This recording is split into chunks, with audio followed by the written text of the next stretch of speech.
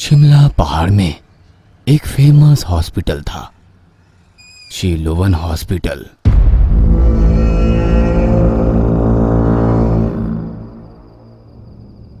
शिमला में ब्रिटिश के जमाने से वह अस्पताल है। एक समय वह नामी अस्पताल था, लेकिन अब शीलोवन हॉस्पिटल का नाम सुनते ही लोग भयभीत हो जाते हैं। अंधेरा होते ही उस तरफ कोई भी नहीं जाता। अंधेरा होते ही अस्पताल के सभी कर्मचारी ताला लगाकर चले जाते हैं।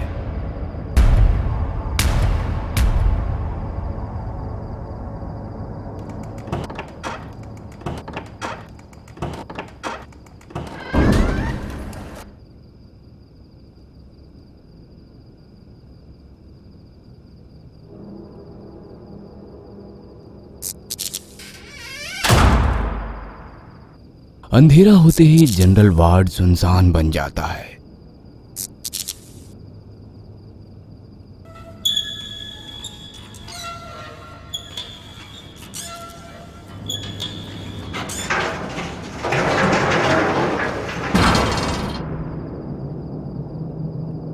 इन सब की कारण थी यक्षिणी।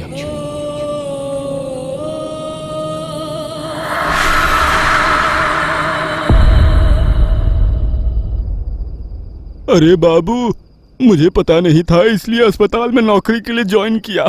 डर लगता है किसी न किसी दिन यक्षिणी के हाथों मारा ना जाऊं। इसलिए भैया अंधेरा होते ही ड्यूटी नहीं कुछ नहीं, बगल वाले हनुमान मंदिर में जाकर सो जाता हूँ। कल रात से मोर्चुरी से एक लाश गायब है ना। जिंदा आदमियों को ही नहीं, अरे लाशों को भी नोच कर खाती है ये यक्षिणी। अरे वो भी एक लड़की की लाश है भैया। पता नहीं कैसा अस्पताल है, यक्षिणी सबको मार रही है। ये जानते हुए भी लोग क्यों आते हैं? इस पूरे शिमला में यही एक हॉस्पिटल है भाई। उसमें भी डॉक्टर रमजान और डॉक्टर रेखा की वजह से ही पेशेंट यहाँ आते हैं।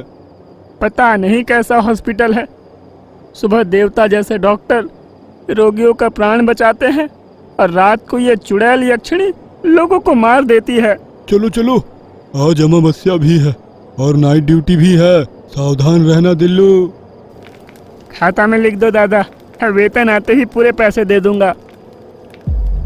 कुछ समय बाद एक दिन प्रदीप देसाई नाम के एक जर्नलिस्ट का ट्रांसफर शिमला में होता है। प्रदीप की पत्नी प्रेग्नेंट होती है और उनकी लव मैरिज हुई थी। बड़े बुजुर्गों के नहीं मानने पर भी वे शादी करते हैं और माता पिता के सहायता के बिना ही वे लोग जीवन बिताते हैं।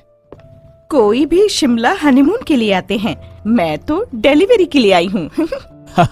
जो पैदा होगा ना वो शिमला के सेब जैसा होगा।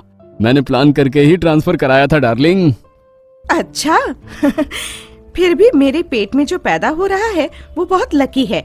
आपसे भी एक्सपीरियंस लोग होते ही बाकी लोग को न करके आपको प्रमोशन दिया, मतलब क्रेडिट पूरा जूनियर देसाई का है। जी हाँ, मैंने ट्रांसफर के लिए अप्लाई नहीं किया, फिर भी बॉस मुझे बुलाकर ऑफर दिए। Really God is grace. कुछ दिनों के बाद एक दिन शाम को प्रदीप पंकज नाम के एक कलीग से शहर के एक अच्छे डॉक्टर के बारे में पूछताछ करता है। ब्रदर, यहाँ बड़ा अस्पताल तो एक ही है, शीलोवन हॉस्पिटल, लेकिन मैं तुम्हारे भले के लिए कह रहा हूँ, उस हॉस्पिटल के आसपास भी मत जाना। वो यक्षिणी का हॉस्पिटल है, जो वहां जाते हैं बहुत मुश्किल हो जाता है। हमारे शहर के नीचे पालाजी में एक मल्टी स्पेशलिटी हॉस्पिटल है, लेकिन पालाजी यहाँ से 44 किलोमीटर दूर है, वो भी घाटी रोड। क्या भाई मजाक कर रहे हो या प्रैंक कर रहे हो? यक्षिणी मुक्षिणी करके कहानी सुना रहे हो? मेरे कानों में क्या फूल दिखाई दे रहा है? अरे नहीं भाई, सच कह रहा हूं। तुम्हें यहाँ आए हुए सिर्फ 2 हफ्ते हुए हैं और तुम्हें शहर के बारे में कुछ नहीं पता। मुझे जो बोलना था मैं बोल चुका, अब तुम्हारी मर्जी। ऐसा नहीं है भाई, अभी भी प्रेग्नेंट है, 8 महीना चल रहा है, सो कभी भी इमरजेंसी आ सकती है ना, इसलिए पूछ रहा था। तुम्हारे लिए एक ही ऑप्शन बचा है, शीलोवन हॉस्पिटल। बट रात को कभी हॉस्पिटल मत जाना और अंधेरा होने से पहले किसी भी कीमत पर हॉस्पिटल से बाहर निकलकर हॉस्पिटल के बाहर मत आना। क्यों भाई, अंधेरा होने से क्या होता है? उस हॉस्पिटल के बारे में जितना कम जानो तुम्हारे लिए उतना ही अच्छा है। और हाँ, एक बात बताना भूल गया, आपकी वाइफ को केवल डॉक्टर रंजन या डॉक्टर रेखा को दिखाना, हॉस्पिटल में और किसी डॉक्टर को मत दिखाना, बहुत खतरा है। ऐसा क्यों? उस हॉस्पिटल में क्या है? बताया ना, वो यक्षिणी हॉस्पिटल है। कलिक की बातों से प्रदीप के होश उड़ जाते हैं। रात को घर जाने के बाद वह सारी बात फातिमा को बताता है। यक्षिणी? वो आपको डराने के लिए किसी हॉरर सिनेमा स्टोरी सुनाए होंगे, और नहीं तो क्या। बचपन में चंदा मामा के किताब में पढ़े थे यक्षिणी, कामिनी, पिशाचों के बारे में। तू घबरा ना को जी। नहीं फातिमा, वो मजाक करने वालों में से नहीं है। उसने बहुत सीरियस कहा। बेटर है हम लोग पालाजी के अस्पताल में चले जाएंगे। अच्छा अच्छा, पलाजी में ही जाएंगे। अभी से क्यों वरी होना है? मेरे डिलीवरी के लिए अभी 3 वीक बाकी है। हम कल ही पालाजी जाएंगे और अच्छे हॉस्पिटल के बारे में पूछताछ करके डिटेल्स निकाल कर डॉक्टर की एडवाइस भी लेंगे।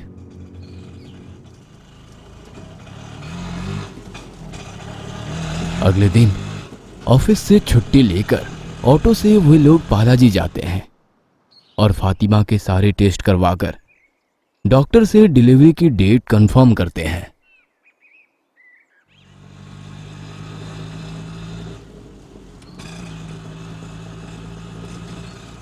मैंने तो आपको पहले ही कहा था ना, अभी डिलीवरी में 2 वीक बाकी है। इस तरह बातें करते हुए शिमला पहुंच जाते हैं। इतने में काफी अंधेरा हो जाता है, पर पहुंचने के 10 मिनट पहले ही फातिमा को बहुत जोर से दर्द होता है। वह चीखने लगती है। अरे माँ, अयो, ओह, बहुत दर्द हो रहा है, सहन नहीं होता है। अम्मा, अरे बाप रे, सुनो जी, दर्द सहन नहीं हो रहा है। बहुत दर्द हो रहा है। अरे बाप रे, अचानक दर्द कैसे? अम्मा, भाई, ऑटो को फिर से पालाजी ले चलो।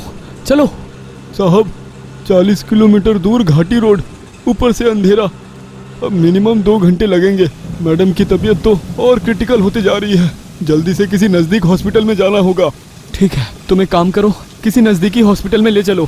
साहब, मैं यहाँ का नहीं हूँ, पालाजी का हूँ। यहाँ के किसी भी हॉस्पिटल के बारे में नहीं जानता। आप यहीं रहिए, मैं जाकर उस दुकान वाले से हॉस्पिटल का रास्ता पूछ कर आता हूँ।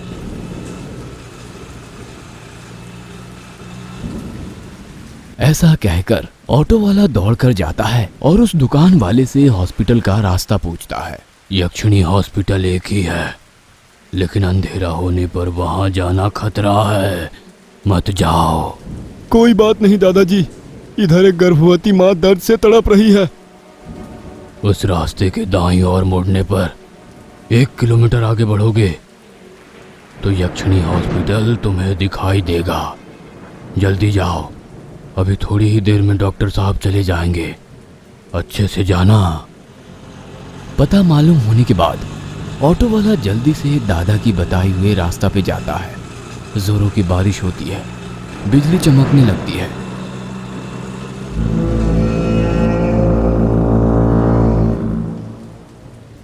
बिजली के चमकने से यक्षिणी हॉस्पिटल का भयंकर रूप।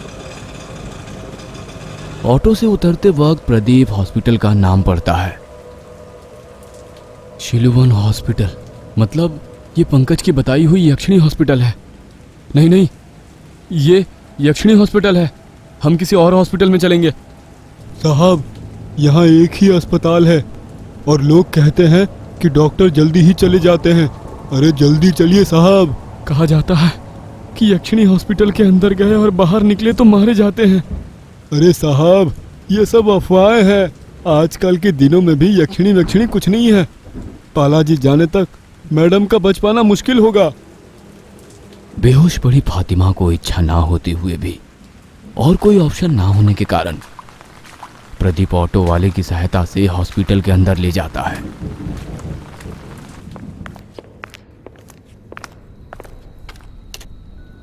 रिसेप्शन में कोई नहीं था।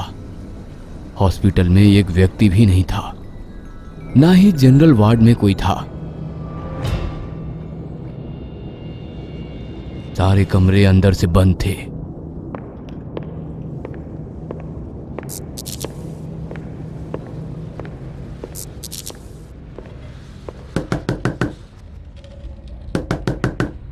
बुलाने पर भी कोई दरवाजा नहीं खोलता है।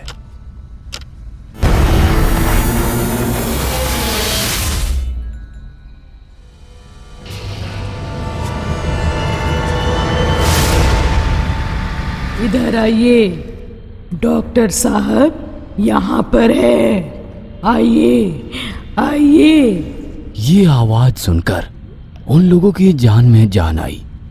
दौड़ते हुए वहां पर गए, लेकिन वहां कहीं भी नर्स नजर नहीं आ रही थी,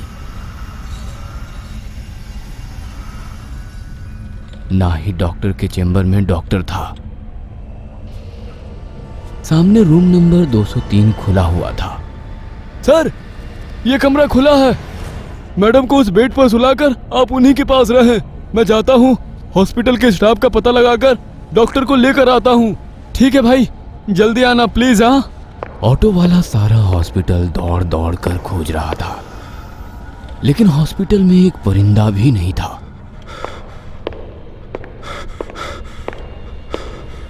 वह रिसेप्शन में इधर उधर देख रहा था।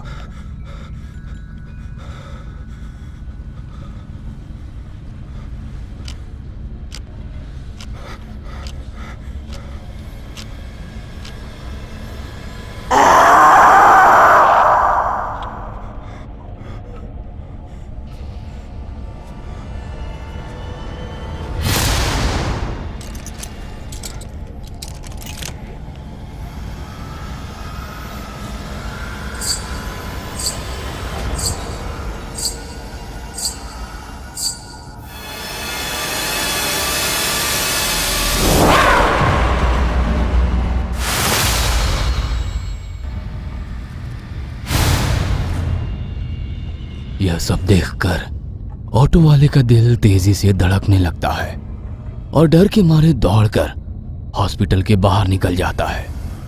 अरे बचाओ साहब, बचाओ बचाओ।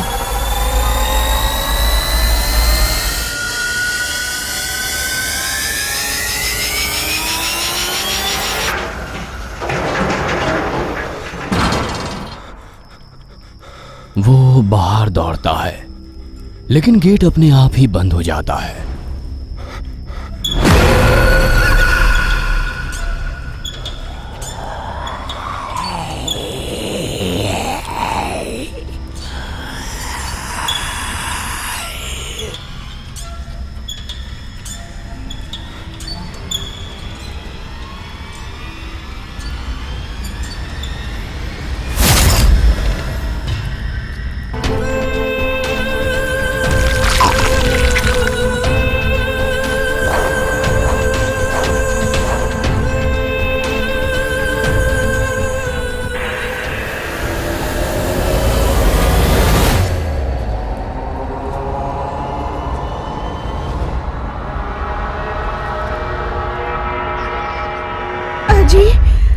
अजी, आप मुझसे सहा नहीं जाता।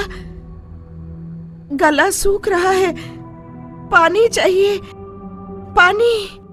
अरे अरे, यहाँ पानी भी नहीं है। मैं जाकर पानी लाता हूँ, तुम जरा संभल कर रहना। वह रूम नंबर 203 से बाहर आकर सारे हॉस्पिटल में पानी खोजने लगता है।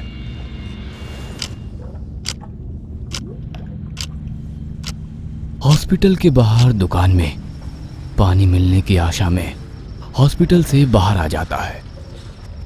हॉस्पिटल के ऊपर सफेद साड़ी में हाथ में छोटे बच्चे को लिए कोई खड़ी थी। प्रदीप के देखते ही वह हाथ में बच्चे के साथ नीचे कूद जाती है।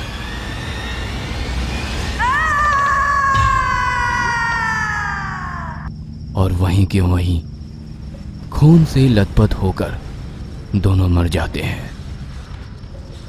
ये देख के डर से भागते हुए हड़बड़ी में वो हॉस्पिटल के पीछे भाग जाता है।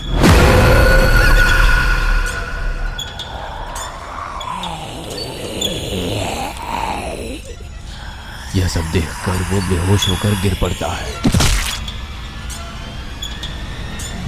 सुबह हुई, आंखें खोलकर देखा तो वो हॉस्पिटल के अंदर था। उठकर रूम नंबर 203 के पास जाता है तो वहां पर बड़ा सा ताला लगा हुआ था और कुछ तावीज भी लटकी हुई थी। मेरी पत्नी मेरी पत्नी मेरी पत्नी अंदर है, ताला खोलिए। अंदर है? लेकिन कौन? मेरी पत्नी फातिमा, खोलिए ना डॉक्टर। रूम नंबर 302 का ताला खोले? 2.5 साल हो गए हैं, अंदर तो कोई नहीं है। नहीं डॉक्टर, कल रात को मैं अपनी पत्नी को अंदर छोड़कर पानी के लिए बाहर आया था। मेरी पत्नी को बचाइए डॉक्टर। क्या रात को आए? रूम नंबर 203 में क्यों गए? वो बहुत खतरनाक है। 302 नंबर रूम खतरनाक है? क्यों? अच्छा, आप कौन है? रात को कोई क्यों नहीं था हॉस्पिटल में?